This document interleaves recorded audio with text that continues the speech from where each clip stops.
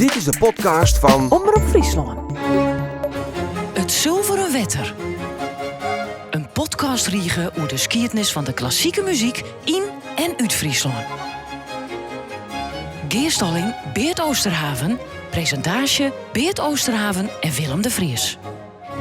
Goeie en welkom bij alweer de zonde aflevering van het Zilveren Wetter. Dat is de podcast en radio-item riegen van Omroep Friesland over de geschiedenis van de klassieke muziek in en uit Friesland. Geerstaller Beert Oosterhaven en ik, Willem de Vries, hebben het in deze riegen al hoorn oer Frieske componisten en liedtekstschrijvers uit de tijd van de Renaissance en de barok, op bekende Frieske vertolkers van werk van internationale componisten uit de klassieke periode en uit de romantiek, en oer Frieske toondichters die het componeren in het muziekidioom van die romantiek. Beert, wat zit er voor deze aflevering van het Zilveren Wetter eigenlijk op het programma? Willem, in aflevering 6 van deze riegen hebben wij wijdwijde stilstingen bij het werk van 4 Frieske toondichters die een soort lieden componeren hebben. Dat winnen de respectievelijke componisten Dominicus A.G. Draper, Bouke Oornes Visser, Jouke Douwenga en Paulus Volkertsma. Die werken, zoals het correct als zijn hast, stik voor stik in het muziekidioom van de romantiek. En wat dat correct is, weet ik net. Maar componisten van Fries kom aan, liekes de correctneemde fjouwer, maar ook componisten van net Fries kom aan, liek je stevast een bijzondere belangstelling te hebben voor het op muziek zetten van Friesktalige teksten. Dat die bij gelijks de allereerste componist uit die podcast riegen, Jacques Vredeman, in het begin van de 17e eeuw al. Maar ook moderne componisten als Frans Hoek en Wim D. van Lichtenberg, over wat wij het nog hebben zullen, componeerde heel graag op Frieske teksten. Misschien had hij voorliefde voor de Frieske taal als basis van lieden wel te krijgen met de rijkdom van twa- en trialogen in die taal. Het Friesk is daardoor uit hemzelf, zoals Frans Hoek mij eens verteld heeft, al muzikaal. En het Friesk had vanzelf een bijzonder positie in uw spatje van het woord. Beert, nou had ik zomaar het gevoel dat ik in deze aflevering weer vrij wat oer liedecomponisten gaan zal. Komt dat uit? Dat is het goed onveel, Willem. Wij zullen het namelijk hebben over 2 toondichters die in haar tijd geweldig wat hebben als liedecomponist. Het binnen Jan Slofstra en Piet Post. En willelijk hier, liek als in de vorige aflevering van deze riege thuis zijn, het ook nog hebben wollen over Bernard Smilde. Maar die componist heb ik teruggekocht naar de volgende aflevering. Dus naar nummer 8 van deze podcastriege. De stil dat Jan Slofstra in componeren zou ik let romantisch nemen willen. Piet Post zijn stil van toondichtsen kan maar het beste als tussen beiden modern onschut worden. Tussen beiden is de Frieske weergader van gematigd. Maar we moesten dus beginnen met Jan Slofstra, Beert. Ik ken de Frieske oertroubadour, Roel Slofstra, vrij goed van een lange special van mijn eigen programma Noorderwind, dat ik in september 2019 oer hem makken had. Dat weer doe naar aanleiding van zijn 80ste jeetje en dat er nog 1 keer op tournee gaan. Is die Roel nou eigenlijk familie van Jan Slofstra? Dat kiest wel zeggen, Willem, want Roel is een zoon van Jan Slofstra. En Roel zullen wij hierna een paar keer jaren, als er composities van zijn huid uitviert. Jan Slofstra, Willem, waard binnen op 20 maart 1910 in Gariep. Hij verstoorde te Ljouwert op 15 juli 1999. Wat ik eens vertel hoe ik voor het eerst met hem in de kunde kwam, hoe zijn leven verroen is en wat voor composities hij te maken had, nou eerst een lied van zijn hoorn. Hier is het koor Auke Raukes onder leiding van Hendrik van der Meer in een tekst van Klaas Dijkstra en op muziek dus van Jan Slofstra, mooi Famke Utozen.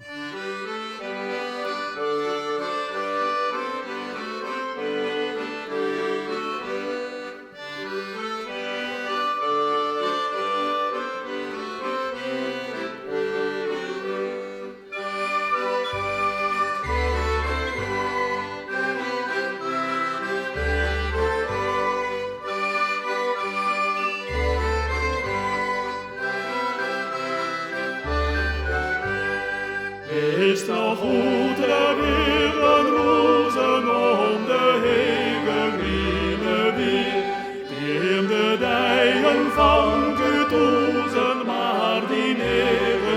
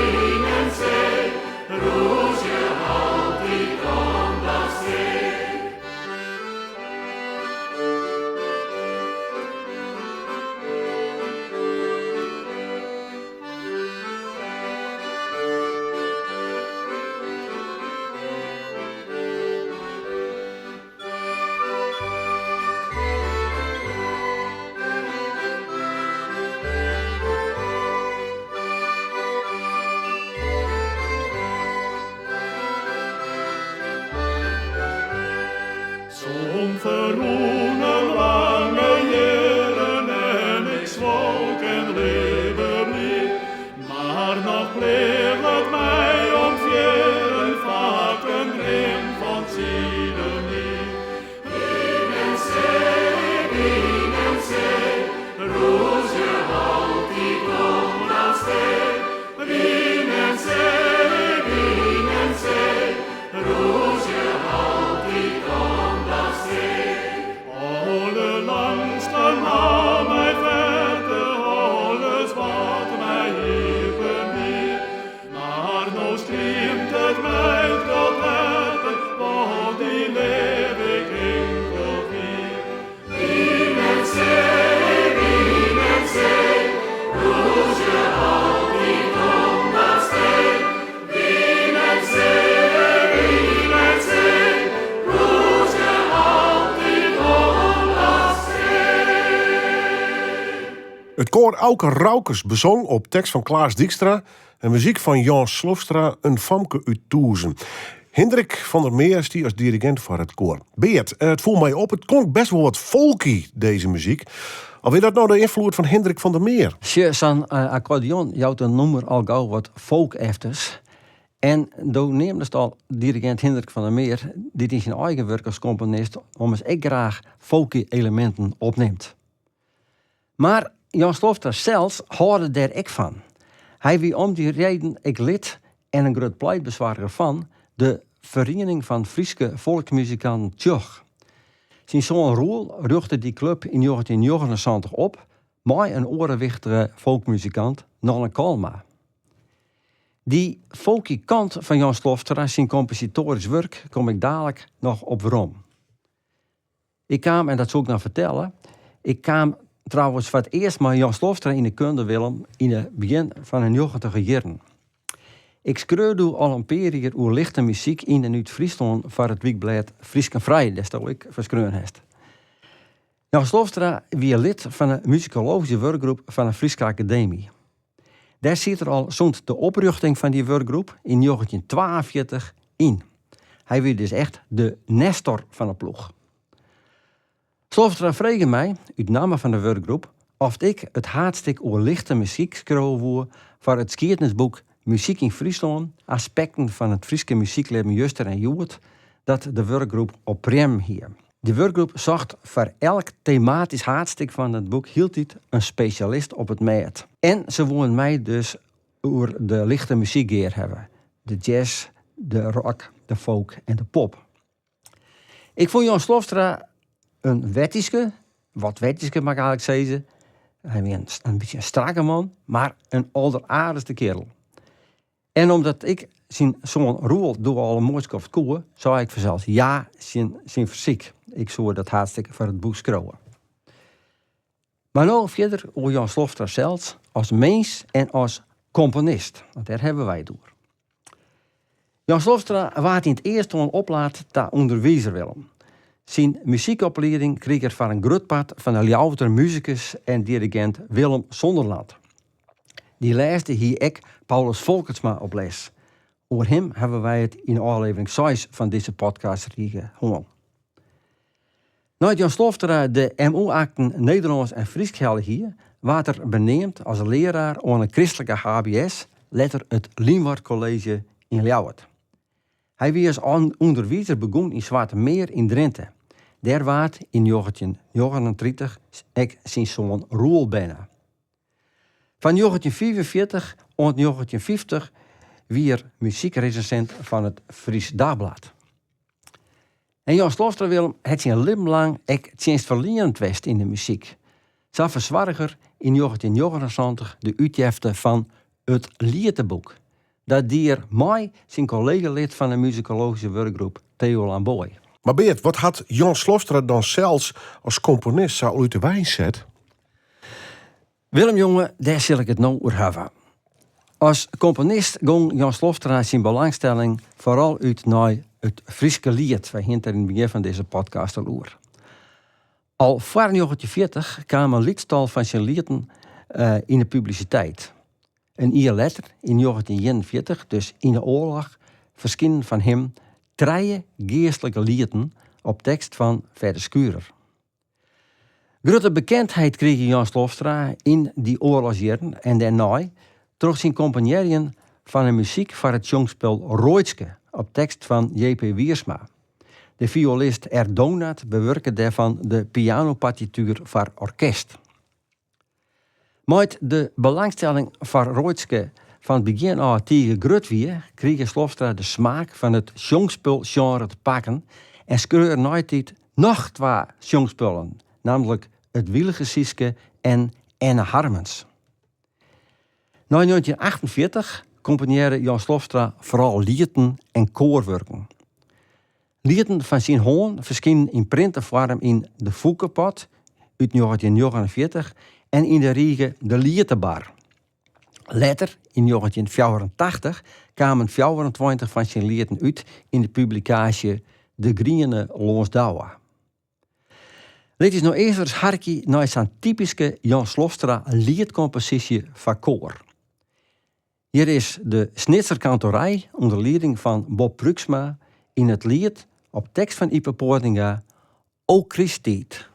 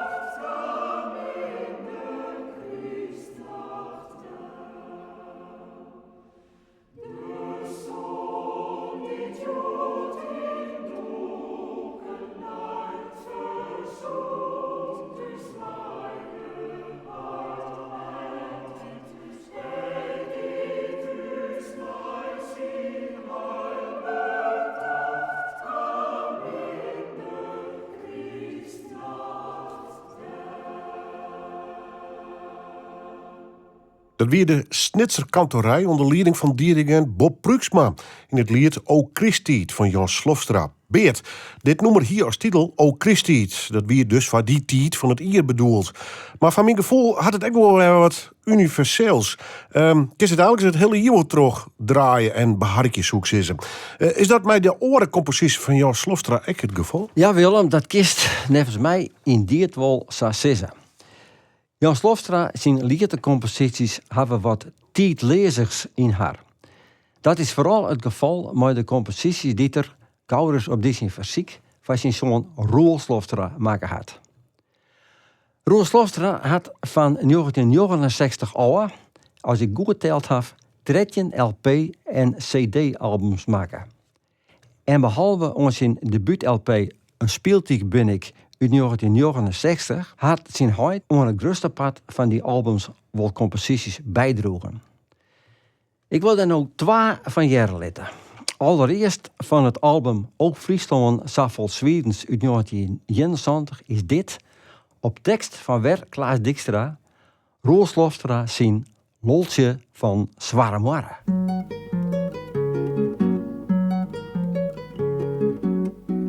Voor deze skoete haklang al garre volle meer als lucht waar ik hoor. Om het mooie Loltje van Zware Moarre hoos ik graag naar Island avoer. Ja, wie du zult diep van zinnen, maar in de liefdesvier te winnen. Skipper het in controle, Loltje die maakt het doorstuur. Skipper het in controle, Loltje die maakt het doorstuur.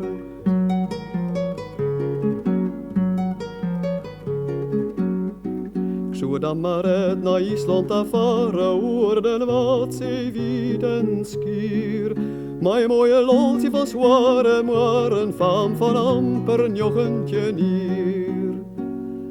Mijn haar riep moeltje en roene vormen, wie het krijgt als veerkien voelest warmen. Skipper het in controle, Loltje die maakt het doorstuur. Skipper het in controle, Loltje die maakt het doorstuur.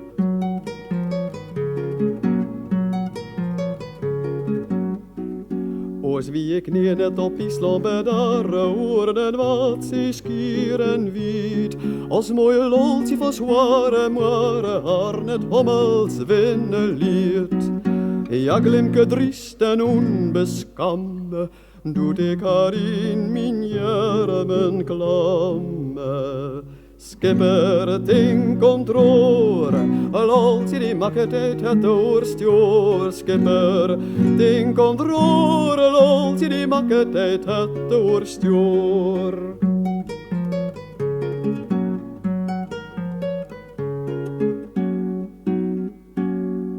Roel Slofstra bezong in een compositie van zijn heid Jan Loltje van Zware Moarre. Beert, dit wie een heel fris, zuiver, wat singer-songwriter-achtig noemer. Dat zou nog wel alle dagen op de radio draaid worden kennen. Al is het dan wel uit 1971. Het had in die wel wat tijdlezers in hem. Wie dit dan de stil die Jan Slofstra voor het toch zijn zo'n Roel uit te vieren werk tapposten eigenlijk? Willem, over het generaal ziet er altijd wel een folky touch aan. Maar een grote rol voor de akoestische klassieke gitaar van Roel. Maar Jan Slofstra koalieten die terug Roel zongen werden zongen bij tijden ook wel volle rikker instrumenteren. Dat deed erbij gelijks maar vrij wat lieden op een LP Het Siltillen van zijn Wille uit 1973. Op dat album binnen in arrangementen behalve de gitaar, cello, spinet en fluit te jaren. Uit en terug werken Heid, Jan en zoon Roel Slofstra ook wel eens maar op in het schrijven van tekst en muziek of een arrangement. Dat is postuum, wat Jan Slofstra belangt, te jaren op Roel Slofstra zijn 13e en al nota laatste album Wis en Wrachtig uit 2008. Jan Slofstra wie toen namelijk al 18 jaar in 1990 verstommen. Maar hij hier in 1977 een werkelijk schitterende meldij leverde voor het lied Hoed de Zeehoen op een vrouw kwam. Dat nummer van tekstdichter Siebe Krol stie op Roel Slofstra zijn LP Joet een Ier uit het krekneemde Ier 1977. 31 jaar later, in 2008, broekte Roel de wijze van zijn huid voor een tekst uit zijn eigen hoen Pelle. En Willem, om Douw en ik, krijgt als Roel Slofstra hoenenleefhavers binnen, nou dat nummer. Pelle. Ik haf mijn hoen, mijn trouwe maat, het beste paradies in praat. Hij violinen diepe sleep, ik weet niet of er het begreep. Maar we den kunnen helpen in de strijd, als zien zeft naar de oren contageert. En het lood van mij, dat wie bekend, zolang alweer der onwend. Ze verdienend wat in ranke boot, na kiemen, dat de zinnegloot, die spreekt dan oor in zwarte vacht, een diepe angel, mild en zacht. De vogels vliegen hemelheeg voorbij, haar mooiste zangen jongen ze voorbij. Ja, en brokjes binder bij de roos, dus is ze fin in het hoenenhoes.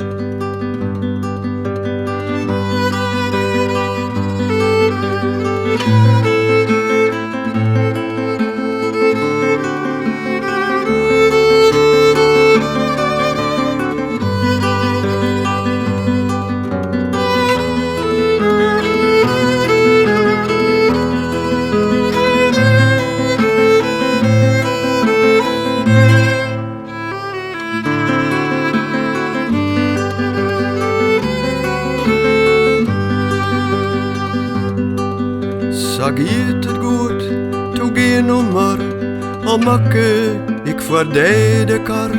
Het wie net makkelijk leven vreun, maar trierstrik ben ik bij de bleun. Nou luist bedobben in die eigen groen, de leefde vol het mooiste plakje jong. Onder de vleer, mijn beste maat, de luisto simmers in het skaat. Roel Slofstra, zang, Wilco Tukker, gitaar en Alco Hoog-Karspel, violen. In het nummer van Roel Slofstra op muziek van die zien Heid Jan. En we hadden het nummer Pellen. Beert, wij zitten nu alweer vrij wat in de folky kant van Jan Slofstra. Moest daar eigenlijk nou maar eindigen? Ja, Willem. Aan het eind van uw verhaal over Jan Slofstra wil ik nog jaren laten hoe de folkgroep Friesk van Chris Kalsbeek uit Ljouwert een compositie van Jan Slofstra vertolkt. Hark je er maar gewoon naar, zou ik zeggen. Hier is Friesk op tekst van Maarten Sikkema en muziek van Jan Slofstra in Orne Dik van Kaim Tiller.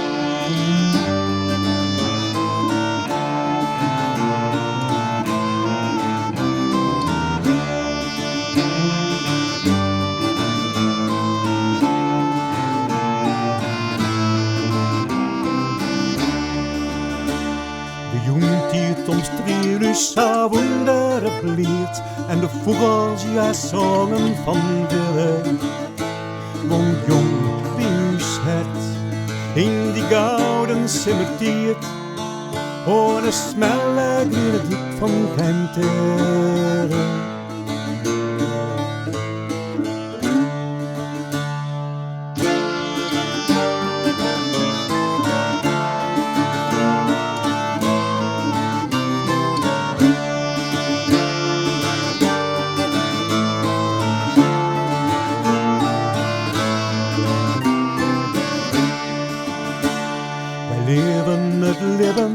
We leven elkoor, likes ben die naar Dremeland vliegen.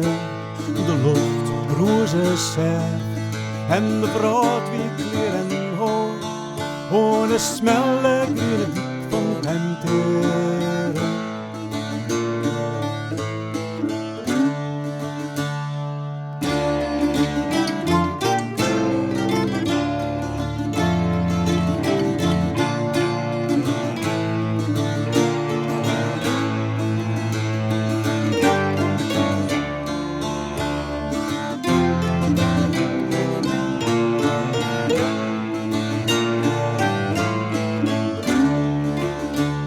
Maar leerde en simmer, je moesten vergeen, like sloot van de vogels vertreden. Ja, had mij vaarwel zijn, eerlijk bloe ik steen, hoor die smarge grine dik van Kenteren.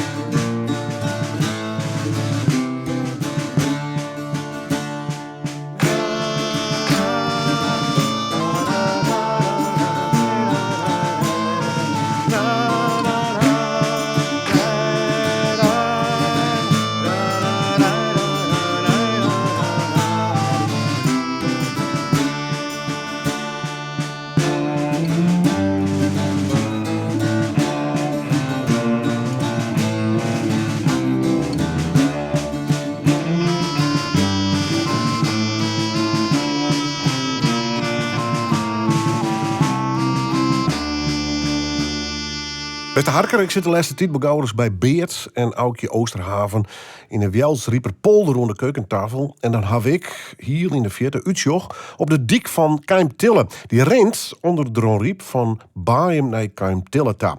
De kerst dan mijn fietspontje het Van Haringsma-kanaal oersterken richting Frenscher. Chris Kalsbeek en Sien Maarten van de groep Friesk, je hem zuiver correct, bezongen die dik op muziek van Jan Slofstra in het prachtige nummer van ze correct onder de dik van Keimtille. Beert, dus hij is dat Jan Slofstra een let romantische componist wie. Is de volgende componist dat echt? Nee, Willem. Ik zou uw volgende componist, Piet Post, liever een tussen beiden moderne toondichter nemen willen. Omschrijven wat modern in de klassieke muziek inhoudt, is nog het eerst zo makkelijk. Ik zal het beziekje. De 20e eeuw van 1900 jaar is een turbulent tijdrek met 2 wereldoorlogen en verschillende oren conflicten. Een soort componisten hebben daardoor een negatief beeld van de westerse wereld en daarmee ook van de traditionele westerse muziek. Een nieuwe lichting componisten is van betekenen dat de grenzen van de muziek bereikt binnen en dat er geen vernijing meer mogelijk is zonder rigoureuze verorings. Zodoende ontstaan er onderscheiden nieuwe stremings, zoals het impressionisme, expressionisme en neoclassicisme. Stilen worden ook vaak trokken naar hinnemjuksen, maar soms tegen toevoegings van exotische of jazzy elementen. Wichtige moderne componisten binnen Willem, Erik Satie, Arnold Schoenberg, Maurice Ravel, Igor Stravinsky, François Poulenc, Béla Bartók, George Gershwin, Benjamin Britten, Simeon ten Holt, Arvo Pärt en Philip Glass. En in Friesland dus, onder oren, Piet Post. Maar wat ik meer over hem en zijn werk vertel, eerst een bewerking terug Piet Post van een lied van Johann Friedrich Roegop. En die Roegop leefde van 1672 tot 1708 en zie je dus volop in de barok. In de Nederlandse oorzetting van Ad den Besten is hier het dubbelkwartet Kapelle 92 onder leiding van Germen van der Veen mooi Vernieuw gij mij, o eeuwig licht.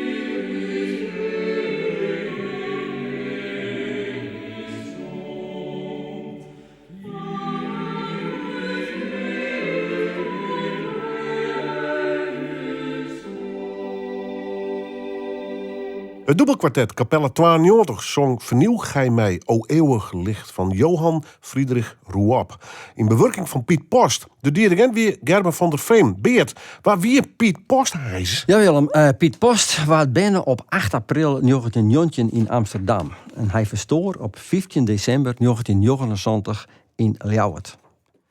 Piet Post studeerde wargel bij Jacob Bijster en Anton van der Horst aan het conservatorium van Amsterdam. Na die tijd kreeg er werk als wargelist in Breda, dat er ook dirigent was van een stikmannig koren. Maar ingang van 1 september 1949 werd er in Ljouwert beneemd ta wargelist van de hervormde Grutte of Jacobiner Tjerke. Tegelijk werd er dirigent van toonkunstkoor Concordia in Ljouwert. Want koorzang weer Piet Post zijn tweede grote muzikale passie. Als dirigent van Concordia zette Post de traditie van zijn voorganger Georgie Stam voort. Onder meer met integrale uitvoering van Bach zijn Matthäus-passie. Verder vierde met Concordia een groot tal oratoria uit. Piet Post wie een wargelist die net alleen de verslijne wargelliteratuur beheerste, maar ook als de beste improviseriekoer. Zijn voor-, tussen- en naspelen ging een geweldige roep vanuit.